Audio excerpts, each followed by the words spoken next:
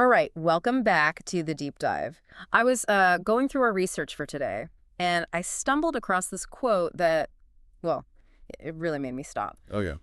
What was it? It was this: words are the clothes your thoughts wear. Huh. That's a striking image. It really does shift your perspective, doesn't it? It really does, because you tend to think of words as, I don't know, tools, like a hammer or something. Right, just functional? Exactly. But if they're clothing, well, that implies style. It implies fit. And it makes me a little self-conscious, honestly. It makes you wonder what you've been dressing your own ideas in. It begs the question, are we dressing our ideas in, old sweatpants and stained T-shirts? Yeah. Or are we giving them the tailoring they actually deserve? And, to push that analogy a bit, it's not just about dressing up. Right. You wouldn't wear a tuxedo to mow the lawn. That'd be ridiculous. It's about appropriateness, about matching the texture of your language to the situation. Sometimes you need cargo pants. Sometimes you do, but other times you need something with a little bounce. A bit of bounce. I like that. And that's really the core of what we're digging into today. Yeah. We're opening up this collection we're calling the word wardrobe, the British playground. The British playground. That sounds fun. It is. The research we're looking at is all about words that have this specific playful energy. They aren't just descriptors. They do more than just describe. They add flavor. And, crucially, they change the emotional temperature of a conversation. So this isn't a vocabulary drill. This is more like a fashion show for the mind. That's the mission, yeah. We've pulled 3 specific items from the wardrobe for today. Okay. We have a word for when you've been completely tricked, one for when there's unnecessary drama, and one for that warm internal glow of pride. Bamboozled, kerfuffle, and chuffed. 3 absolute titans of the English language. I am ready to try these on. Let's open the wardrobe. So item number 1, bamboozled. Bamboozled.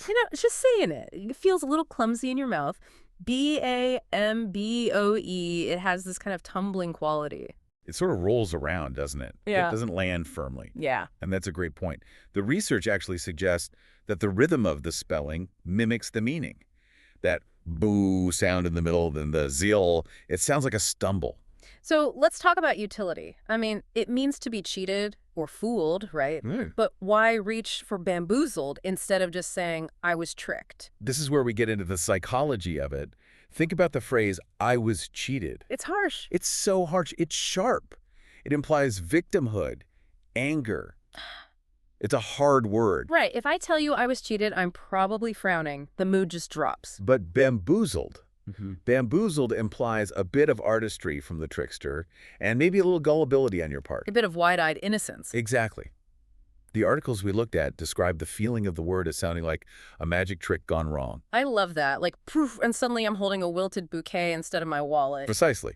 It reframes the whole thing. So, sticking with our wardrobe metaphor, what kind of outfit is bamboozled? The description that really stuck with me from the source was wearing a hat that's a bit too big. Such a vivid picture, isn't it? Imagine that feeling. The hat slides down over your eyes, you're stumbling around. It's silly, it's unexpected, and it's definitely disorienting. But, and this is key, it's temporary. You can just take the hat off. That's it. And that's why the word is so useful socially.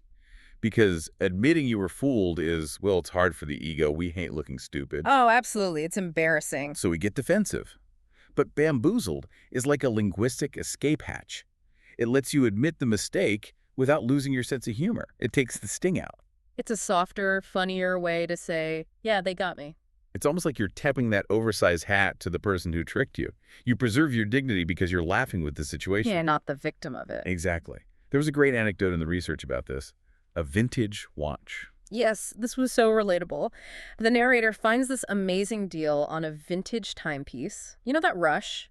You think you found a hidden treasure. The steal of the century. Your brain is just buzzing. Totally. Yeah. So they buy it, they get it home, they're admiring it, and then silence. It just stops ticking. Dead on their wrists. So in that moment, you have a choice. Yeah. You can be furious. You can rant about being scammed. Let it ruin your whole week. Or you could just shake your head, look at the watch, and say, well, I've been well and truly bamboozled.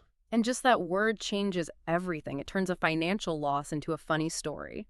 You're not the angry victim anymore. You're just the person in the oversized hat for a minute. It's like emotional regulation through vocabulary. That's exactly what it is. Okay, so that's the oversized hat in our wardrobe. A little disorienting, but harmless. Let's move on. Next one is for when the confusion isn't internal, but external, when things get messy. Ah, yes. Kerfuffle. Kerfuffle. Oh, Kerfuffle. I have to say, this might be the best word in the English language, just on a mouthfeel level. it feels fluffy, doesn't it? So fluffy. And that's not by accident. Phonetically, it's full of soft consonants. Those F sounds fuffle. Compare that to a word like conflict or crisis. Those have hard stops, hard They sounds. sound like impacts. Kerfuffle sounds like a pillow fight. Right. So the definition is a commotion or a fuss.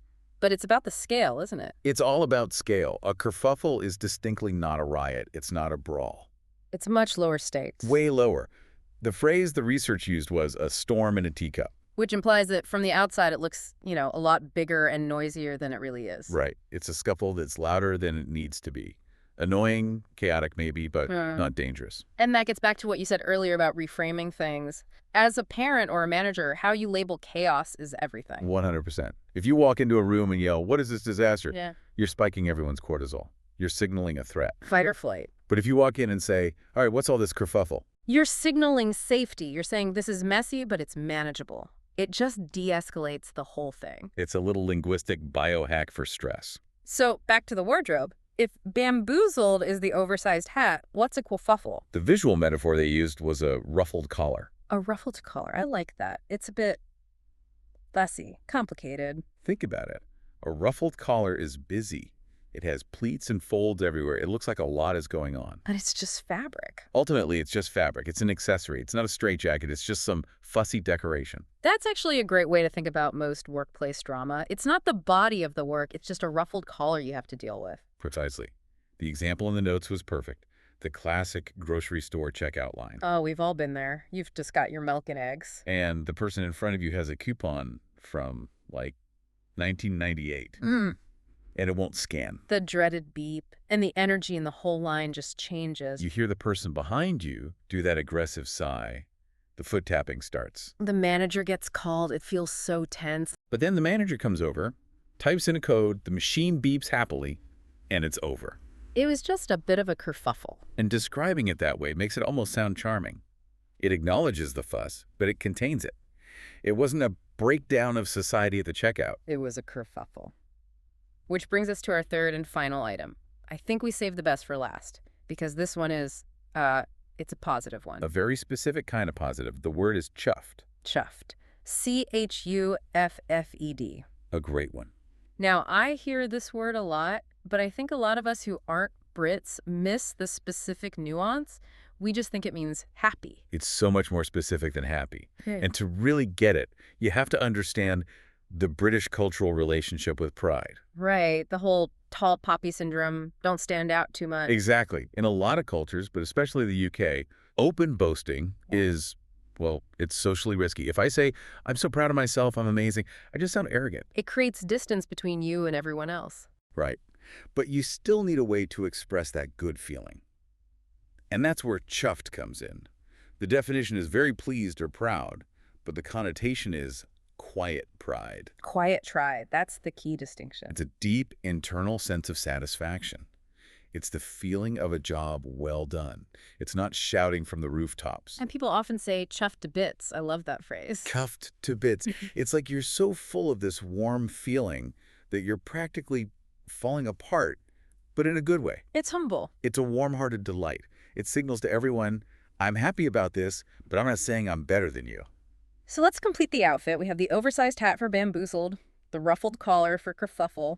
What's chuffed? If bamboozled is the ill-fitting hat, chuffed is the piece of clothing that fits you perfectly. Oh, that is such a satisfying feeling, like a bespoke suit. Or the pair of jeans that just hits exactly right. You know that feeling when you put on an outfit and everything just lines up? You stand a bit taller. You check yourself out in the mirror and think, yeah, this works. That is the physical sensation of being chuffed. Yeah. It makes you smile a little wider. Not a costume.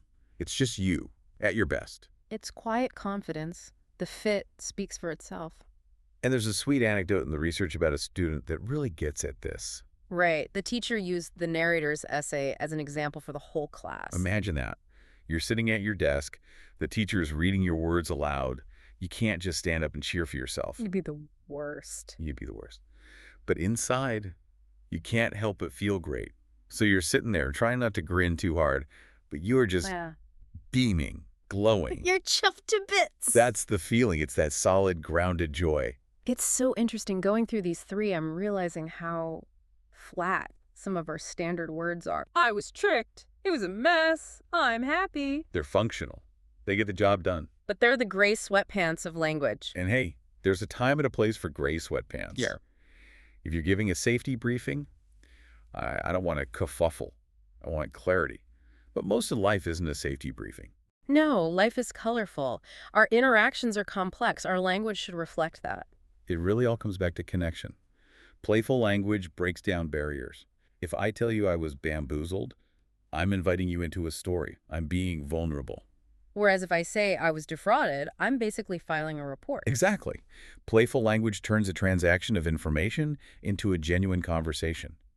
It signals that you care about the interaction itself. It's the difference between just getting dressed and actually having style. That's the perfect summary. And that's the challenge for everyone listening. You have this massive wardrobe in your head. But we always reach for the same 3 shirts because they're at the front of the closet. We prioritize efficiency over expression. We think, what's the fastest way to get this thought out? But what we're learning here is that sometimes a little extra fabric, a ruffle, a bounce, makes the experience better for everyone. So let's recap the ensemble we've put together today. First up, bamboozled, the bewildering trick. That's the oversized hat. Use it to own your mistakes with a bit of humor. Then, kerfuffle, the noisy, unnecessary fuss. The ruffled collar. Use that to signal that the chaos is, in fact, manageable. And finally, chuffed, that wonderful sense of quiet pride. The perfect fit. Use it to share your wins without alienating anyone. A pretty good outfit. I really hope our listeners are feeling truly chuffed with themselves for tuning in today. I certainly hope so. Before we wrap up, I just want to leave you with one final thought. We've been talking all this time about words as clothing. Right. So take a moment today to actually look at your own vocabulary. Really listen to the words you use. Are you dressing your ideas in old, worn-out sweatpants? Or are you taking the time to tailor them for the occasion? It's a question worth asking, because when you dress your thoughts well, people notice. Speak with style, everyone. Thanks for diving in with us. See you next time.